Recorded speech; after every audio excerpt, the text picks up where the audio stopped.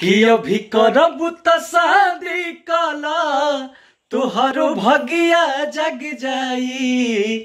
अभी करब त शादी काला तुहरो भगिया जग जाई। आना तो नौकरी मिली सरकारी तो लैकिन के लाइन लग जाई।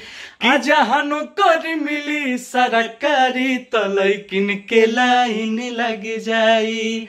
नमस्कार, हम अंकुश। नमस्कार, और हम राजा। हमने दोनों भाई के ये बता के बहुत ही ज़्यादा खुशी हो रहा बा कि कल सुबह 6 बजे हमने दोनों भाई के अपन चैनल अंकुश राजा ऑफिशियल से एक गीत के वीडियो रिलीज हो रहा बा, लेकिन के लाइन लग जाए। सुबह 6 बजे ये वीडियो रिलीज हो रहा बा अंकुश राजा ऑफिशियल से। तो आप सब अपन आशीर्वाद प्यार खूब सारा दही।